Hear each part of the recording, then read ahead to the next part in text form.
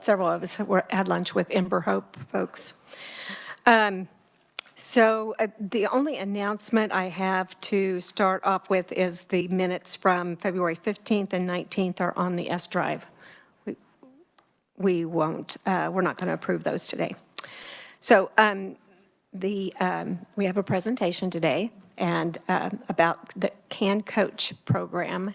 And Shannon, I'll ask you to come introduce from Children's Alliance. I'm just trying to catch my breath. I'm sorry. You take a minute. Madam Chair, Vice Chair Johnson and Ranking Member Owsley and members of the committee, you're used to seeing my CEO, Rachel Marsh, in front of you. My name is Shanna Gager. I'm Executive Director at the Children's Alliance, and we're really grateful for the opportunity to come and share about a program that's really special to us, Can Coach, and it's new to us, and you're going to get to hear all about it from our Can Coaches two of the Can Coaches that are here to present to you today. So I want to introduce them. We have Elena Hanna and Natasha Santiago Mason right behind me, and so I'll invite them to come up. And I know they have a presentation that we will share with you, and I'll leave it to them for now, and then we'll be back with questions if you have any. So I'll just share with you that I met these ladies at the Children's Alliance reception a couple of weeks ago, and I was so impressed with them. So I wanted you all to meet them and hear from them too.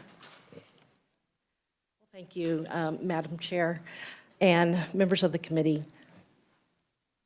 Okay. Thank you for inviting us to speak to the House Committee on Child Welfare and Foster Care. We are Can Coaches with the Children's Alliance of Kansas, and we come with a broad range of experience working in the child welfare community. My name is Elena Hanna. I'm a licensed master social worker with almost 20 years experience in various roles, including case manager for juvenile offenders, protection and prevention specialist, supervisor at both public and private agencies, an advocate working closely with law enforcement and social workers to reduce the emotional trauma of children being interviewed for child abuse. Absent with us for absent coach today is Katrina Hinkle, and she is a licensed clinical professional counselor with over 10 years of experience in various roles, including working directly with individuals, families, and groups as a therapist. Also leading integrated health initiatives through program development at a federally qualified health center. Yes, good afternoon, Madam Chair Concanon and committee. Thanks for having us. My name is Natasha Santiago Mason. I am a Can Coach. I'm the third member of our group of 4. And I come to you today as a worker that's really passionate about the workforce. I have 18 years experience in child welfare. I did a lot of work in foster care, caring for traumatized children, a lot of adoption work, and my most recent position before my current one was an adoption supervisor. So really grateful to be here today. Our 4th member is Elise Crane. She also practices with her Master of Social Work, as do I, and she has 15 years experience in various roles. She provides family therapy and teaching, parenting skills for families and children in foster care. She's facilitated supervised visits. She's been a permanency case manager and supervisor, and she is a licensed foster and adoptive home. So we just want to let you know we come to the table with a lot of experience in the field and a lot of passion for being here. So I know your time is precious, so let's get to it. So we're here today to talk to you about our 2 programs under the umbrella of Can Coach. So throughout our time together, you're going to hear from multiple Can Coach participants in regards to their experience and feedback through the direct quotes. Our first program is Can Coach, using knowledge to inspire action, an evidence-based coaching program created specifically to meet the needs of the Kansas child welfare workforce. So it's adapted from a curriculum, Coaching in Child Welfare.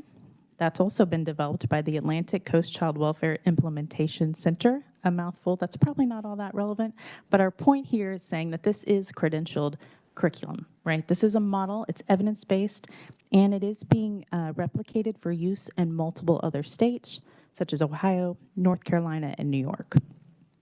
So Can Coach's focus is to administer a specific coaching model to supervisors with an emphasis on supervision that is applicable to all levels of the workforce. It's really giving them an effective strategy to enhance quality service delivery and program improvement. Our second program we're talking to you about today is Resilience Alliance. It's a 12-week course offered by Can Coach to agency administrators, supervisors, and frontline staff. This curriculum was originally developed by the Administration for Children's Services, New York University's Children's Trauma Institute, and it was adapted again to meet the needs specific to Kansas child welfare's workforce. And the aim with Resilience Alliance is to educate child welfare staff about the symptoms of secondary traumatic stress and help them identify tools to help them mitigate those adverse effects of STS, because we know it affects their decision-making skills and much more, which we'll get into shortly. So training is almost universally used to provide people with foundational knowledge, skills that they need to use and incorporate into interventions, approaches, and practices. In child welfare, we focus on evidence-based practices such as team decision-making, signs of safety, even powerful federally, state initiatives such as the Family First Initiative. Coaching in Can Coach is used to effectively support the implementation of these vital initiatives by enhancing the practice skills needed to make a difference for the children and families in Kansas. Coaching is intended to not only ensure the transfer of knowledge from training occurs, but to strengthen the quality of supervision and quality of engagement at every level. So administrator to supervisor, supervisor to frontline staff, staff to children and families. So it's important that as leaders, supervisors, managers, and employees, we model these skills so they can be replicated with the families we serve. So in the child and family well-being workforce, coaching is being utilized in work situations to focus on specific tasks or skills and abilities to reach specific outcomes, enhance performance, develop deeper levels of critical thinking. So think about this. Have you ever heard a bill in hearing and forgot about it or forgot pieces of it the next week?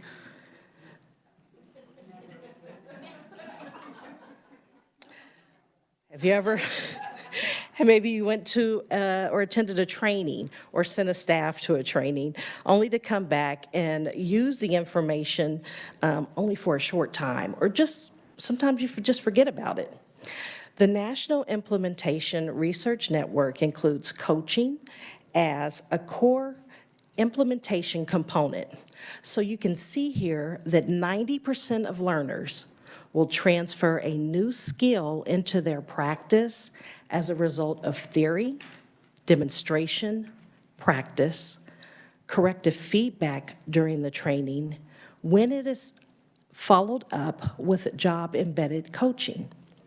Our training will support the workforce over 12 months by providing job-embedded coaching, while participants are coaching their own staff to develop those better skills and to serve clients. I love that, Elena. That is such an important key figure that we base our work off, right? So how do we do this? Can Coach. We want to talk about a little bit of a history here of how we've come to be in front of you today. It really has been one of 5 programs of the Kansas Strong for Children and Families Project. And is this mic okay? Let me put it up there a little bit. Okay, sorry about that. So when we say Kansas Strong for Children and Families, it was an agreement between the University of Kansas School of Social Welfare, Kansas private and public child welfare agencies, such as the ones identified here, And its history includes 10 years of collaboration that provided an opportunity to learn more about evidence-based interventions with the purpose of enhancing Kansas child welfare. This cross-agency collaboration became a 50-member steering committee comprised of administration from 6 child welfare agencies, representatives from judicial administration, and a parent partner organization, KFAN. So this was perhaps one of the most core components that really brought coaching to Kansas child welfare. We have a state that's full of diverse communities and needs. And so having multiple agencies represented by multiple experts sharing their knowledge and experience in relation to quality services, programs, and resources all at the same table became a strong positive driver in the implementation of CanCoach. So CanCoach has really stood as a consistent and relevant intervention across all state contracting agencies the past 3 years. So in order to continue providing CanCoach and Resilience Alliance, while planning for that sustainability, that long-term impact, it was clear that we needed to move to an agency that focused on statewide collaboration and service delivery. So we needed to expand outside of the population of just contractors. So Children's Alliance of Kansas delivers programs that serve the entire child welfare community, as most of you know. And that really, regardless of what agency you work for, we know that workers will carry their skill set from one agency to another. I'm going to ask to go one back on this slide because there's quite a few partners on there and we want to make sure that they are recognized. And it may just give you a frame of a quote I'm going to share with you. So one of our participants reported the shared space with other supervisors was beneficial. So I was paired with, this is a quote, I was paired with 2 new supervisors. It was refreshing to see that some of their struggles with being new supervisors were exactly what I experienced when I began supervising in 2008.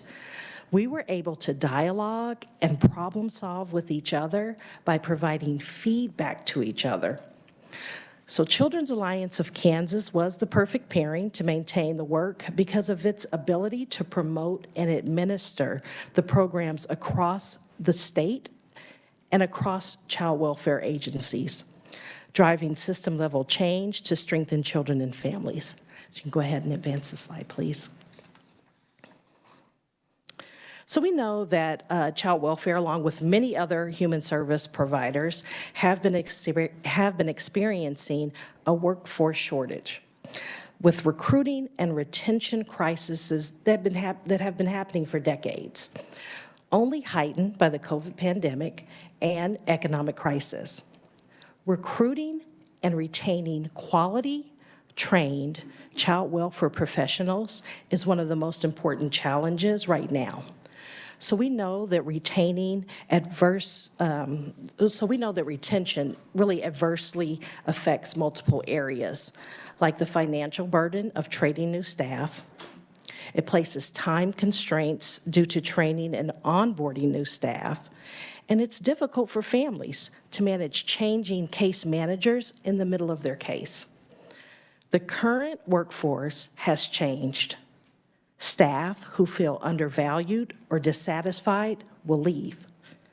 One report states that 76% of millennials would leave a job if they were underappreciated. In addition, workers want more professional and personal development opportunities. Gallup notes that 57% of U.S. workers want to update their skills, and 48% will consider switching jobs to do so. Therefore, it is our responsibility as child welfare professionals to develop well-trained, well-supported programs to address the current retention crisis. CanCoach and Resilience Alliance provide training, coaching, and professional development opportunities. How do we do this? So Can Coach is improving employee skills and ultimately outcomes around assessing child safety and risk concerns, effective engagement with children and families by incorporating the family's voice in case plan development, identifying relative and kin placements, and keeping children connected to relative and kin, which is proven to have long-term benefits for a child. Increasing their critical thinking skills by their supervisor asking more questions rather than telling them, resulting in staff developing their own solutions to problems and addressing the needs for them to feel valued and satisfied in their work performance.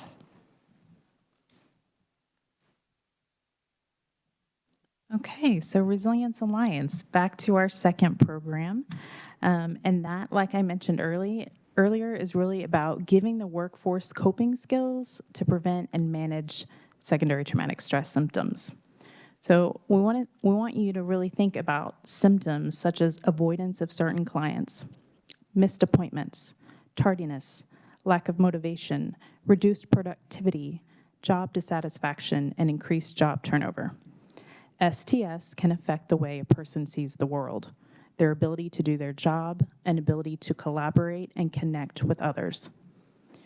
So RA supporting workers, we say RA for Resilience Alliance.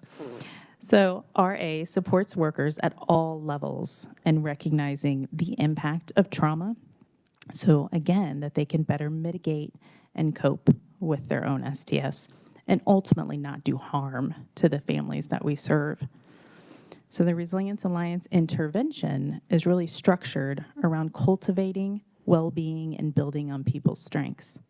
One participant stated, "You help me get back on track with my commitment to the field, excitement for the kids, and passion as a teacher and leader."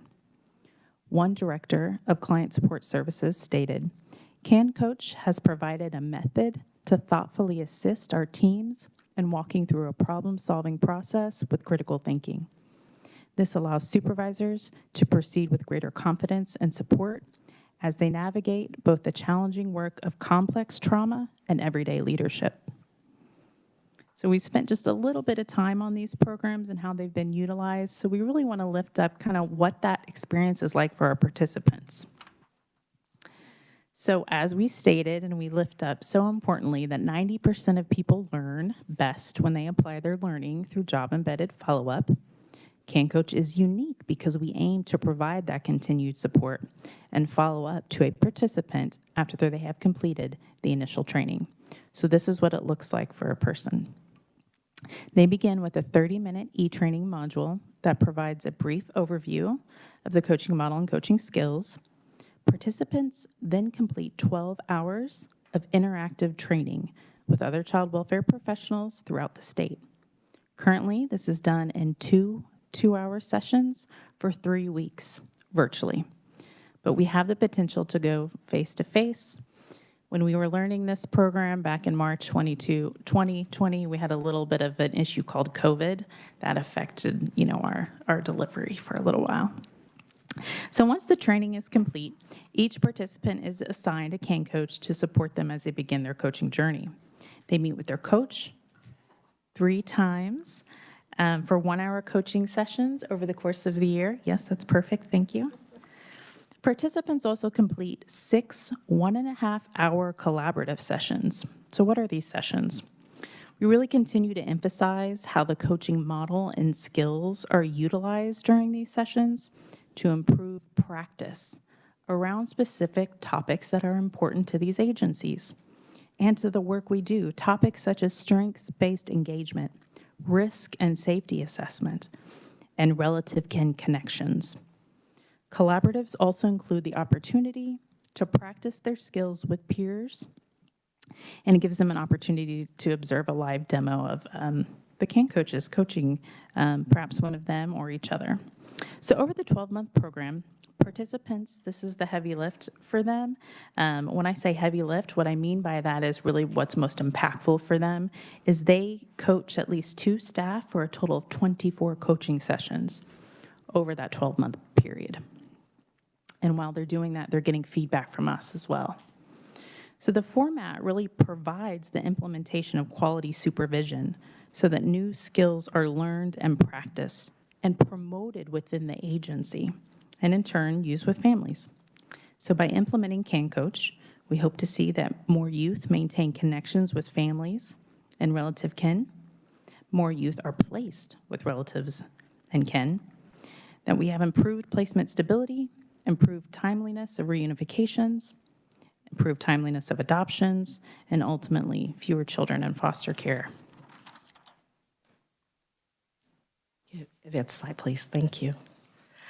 So the second program offered, the Resilience Alliance program, is a 12-week course held 1 day a week for 1 hour over Zoom, delivered to agency administrators, supervisors, and frontline staff as well.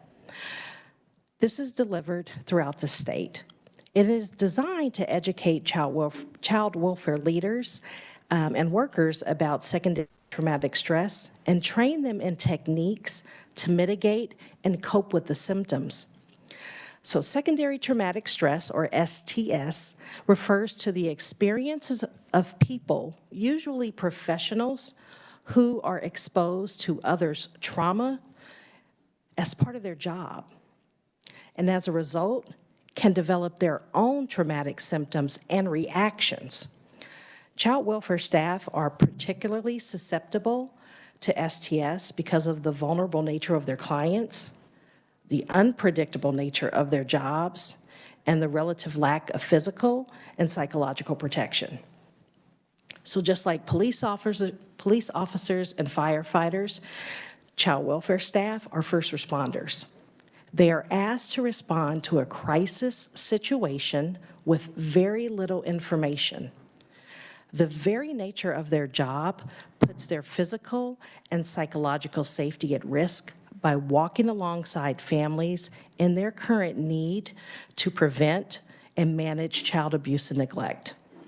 To add to this challenge, child welfare staff are not celebrated as heroes, rather identified within the frame of negative news. STS is different from burnout, and the National Child Traumatic Stress Network reports that although STS and burnout have common risk factors, burnout is associated with work-related stressors like workload, time management, and a non-supportive environment. Resilience Alliance emphasizes helping staff prevent and mitigate the effects of secondary trauma, thereby increasing their job satisfaction, resilience, or ability to bounce back, creating a supportive environment by collaboration, decreasing staff attrition because they're excited about their jobs again, and stress reactivity, so they're not as reactive maybe to a situation that they come in contact with. Staff will acquire enhanced skills of reflection and emotional regulation, support and develop the skills to manage those work-related adversities, and really increase collaboration across all levels of the organization by offering it to all available employees at the agencies. So one person had this to state, and we thought this was really important to share.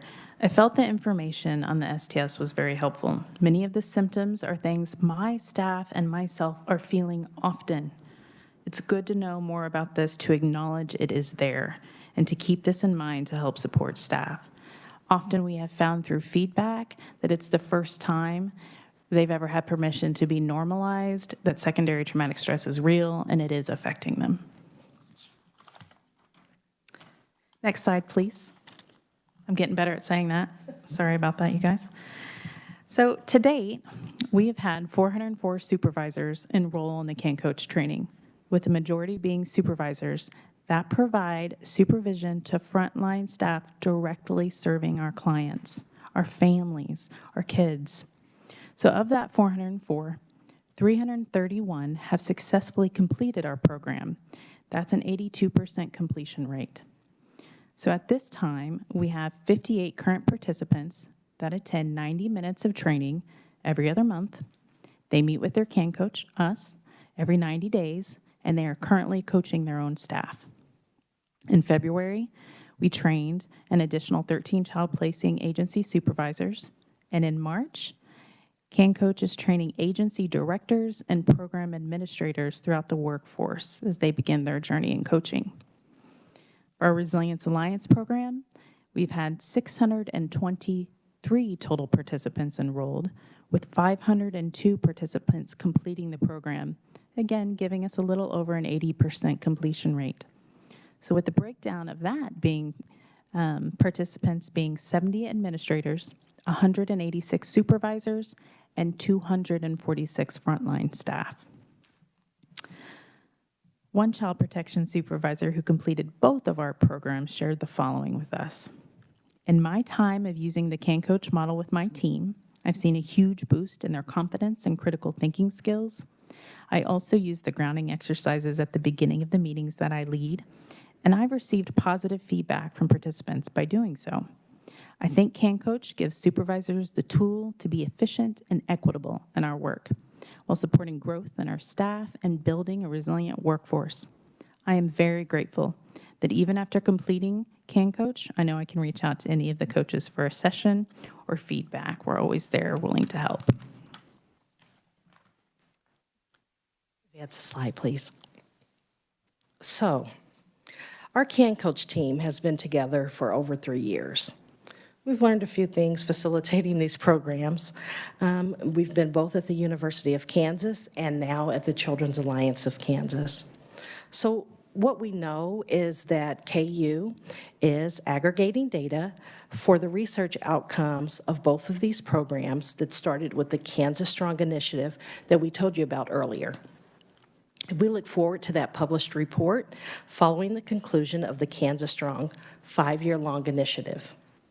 However, until then, we have observed there are multiple themes showing up within the feedback from our participants around the impact of these programs on them as supervisors and their staff. Here's what we've seen from their feedback.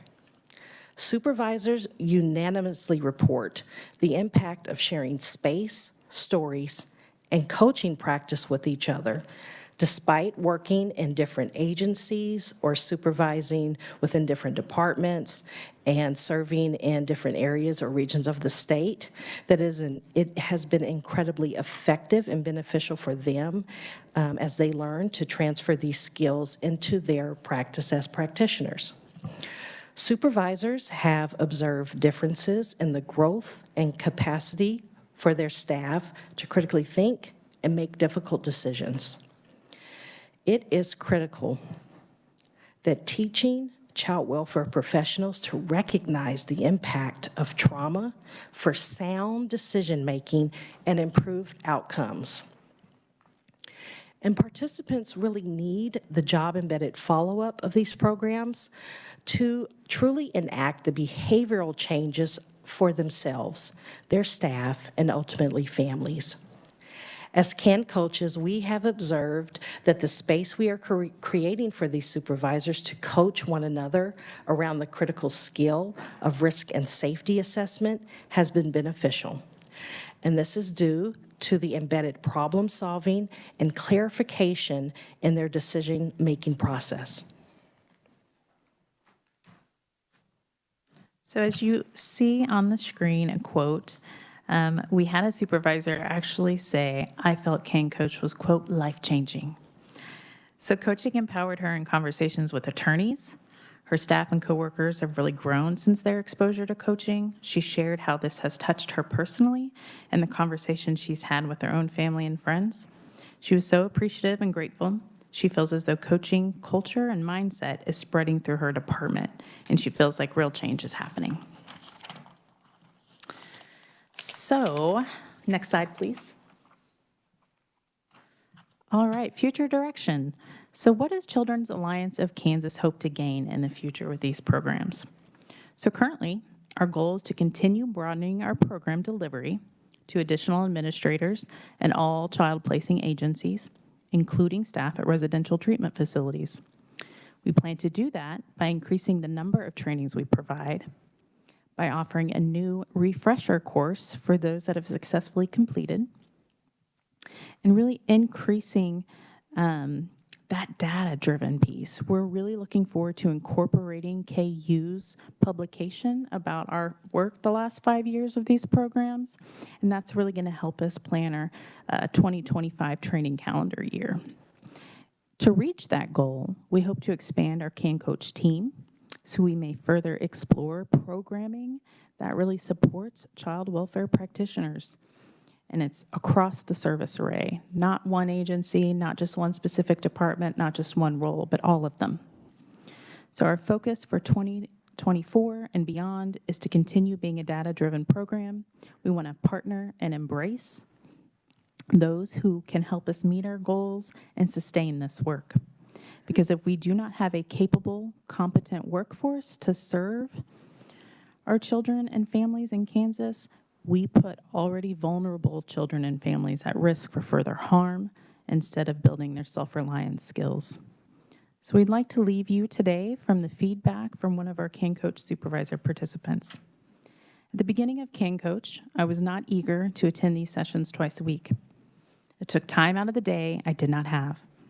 And I felt that after 16 plus years of social work, I did not need any more trainings on this.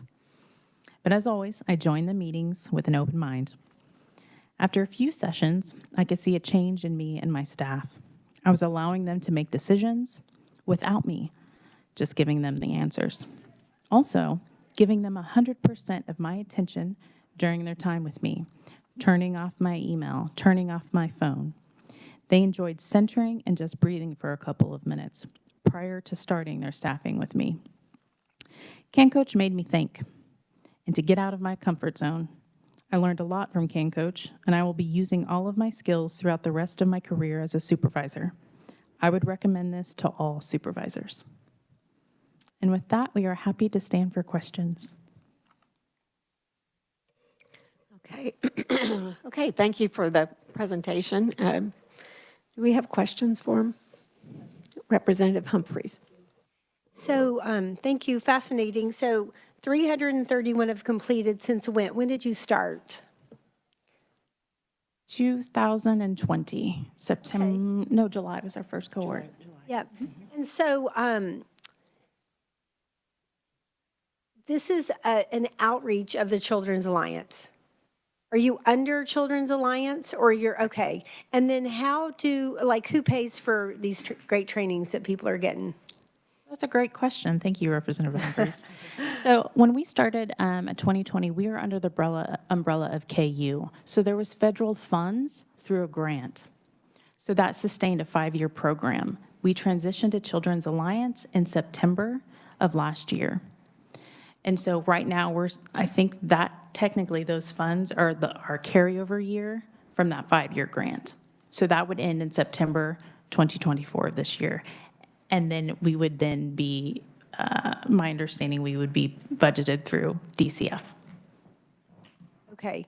And you can't renew the grant or ask to renew the grant or whatever. And we are in our 6-year carryover, so it would be done after this. Okay. May I ask just one more question? Yeah, can I just add to that? We, in appropriations, 400,000? Is that? Yeah, yeah, we added 400,000, or the budget committee, social service budget committee had added 400,000 to support the project and to support Can Coach, and then that was approved by the appropriations committee this morning. Okay. Timely. Okay, my last question is, do some of the, I'm assuming it's the grantees, contractors, whatever we call them, it's those people that you're training that work for them? And are they required to do it, or it's all, how do you actually get your people that come for the training? That's a great question. Thank you for your question. So originally, those people at the table, those agencies were at the table, and it was requested that we train the supervisors at those agencies. And they're just happy to follow through. I mean, they are happy to. comply with that? Or, I'm just kind of trying to figure out how does Absolutely. everything all Trust, work we were there too, okay? So totally understand. So KU puts that initiative out, and we approached everyone, all contracting agencies that we talked about in that Kansas Strong Committee. So each agency was responsible for how they delivered that to their staff. And luckily, that was never an issue of being short on people. So we would get their names. No, bless you. No, we would get their names from a direct contact at each agency, would supply us with a list of supervisors. So, yeah. No, great question. So do you get more requests to be part of the program than what you can handle? Do you have to pick and choose? Yes, we currently have a wait list for our April cohort, which will be supervisors again after we complete the administrators. Other questions? Oh my God, I just drew a blank. Representative Pickard. Thank you, Madam Chair.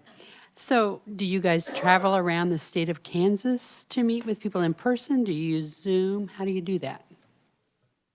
Thank you, Representative Pickert, for that great question. And actually, as I brought this up, this is developed for a 2-day face-to-face training, but because of COVID, we didn't get to do that. So it is developed into now 3 weeks of 2-hour virtual training. So we are really lucky because we've had such a great turnout, and that's done through virtual interaction. It's also cost effective in some ways, that we've been able to be so impactful in a virtual way. So we are excited though to expand to do some face-to-face in the future. I think that's an important piece to keep. And we're really blessed because at Children's Alliance, there's just a lot of networking and advocacy, and we can build those relationships and connections. Just like, for example, Ember Hope moving into Sedgwick County. We've got connections there, and so we're excited to bring them to the table now. Madam Chairman? Yes, is that Representative Neighbor? Yes, ma'am, it is. Thank you. How long is your waiting list currently? That is a great question.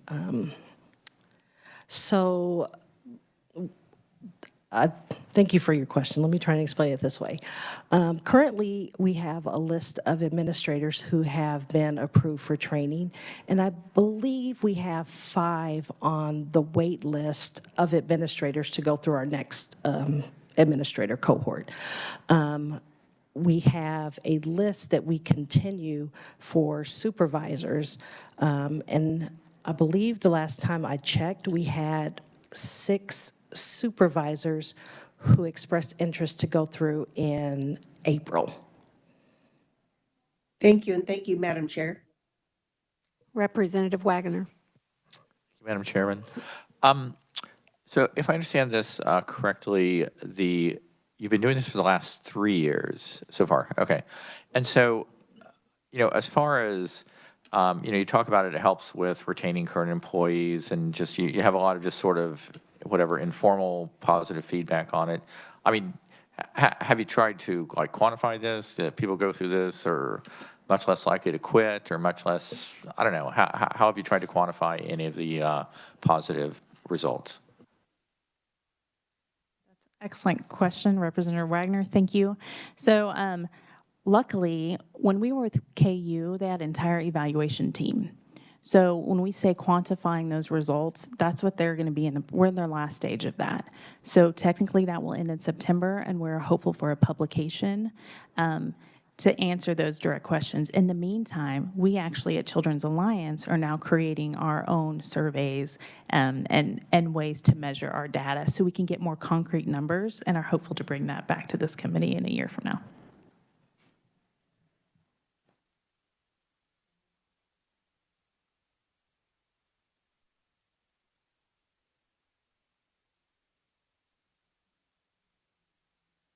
Representative Hoagland.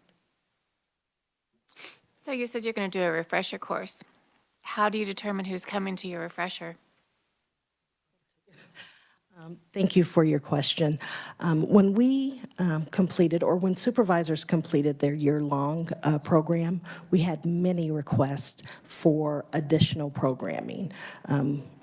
Off the top of my head, of the supervisors that I worked with, I had 4 request additional programs or refresher courses to go through. What we would do is we would simply recruit for it by simply sending out, some people have been waiting this for now. They haven't been in this in 2.5 years.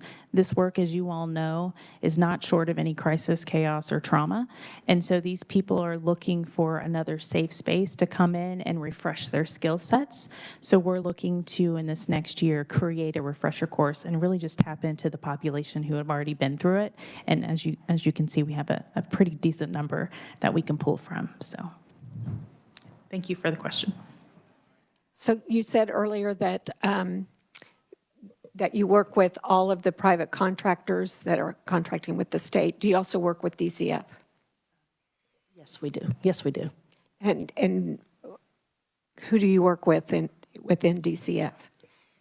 So supervisors from DCF who have been through the program are the protection and prevention specialists. We've also had the call center social workers, or excuse me, supervisors who have completed our program as well. Other questions? Yes, Representative Pickard. Thank you, Madam Chair. So do you guys team teach, or do one of you take a cohort and work with that cohort all the way through? And it sounds like maybe 6 is kind of a number that you mentioned in your next cohort. What's the ideal number? I mean, how many of you had in a cohort at one time? Sure. Thank you, Representative Pickard, for this question. So yeah, we kind of have found a sweet spot, and that's about 15 per cohort.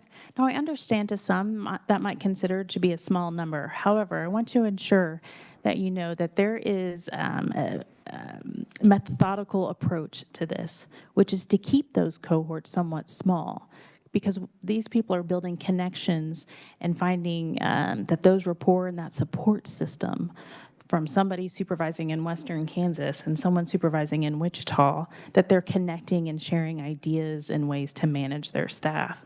And they're coaching each other. So ideally, we have the sweet spot of 15 per cohort, and we coach. With Can Coach, there are 3 of us on each session. 1 is an IT person managing, and 2 are facilitators. With RA, there are 2 of us to manage, also roughly around the same size, 15. Thank you for the question. So to follow up that, on the 15, that's across the all of the contractors? Yes. So not just like one at a time? Thank you for your question. That is correct. We have from any of the private contractors or DCF in one cohort. So they're learning from each other and growing together, really learning how each other work in a sense. Oh, that's great. They can take all the good things from what the other one's doing. So any other questions? Any questions online? Okay. Thank you very much for being here. I know it takes a little time out of your day, and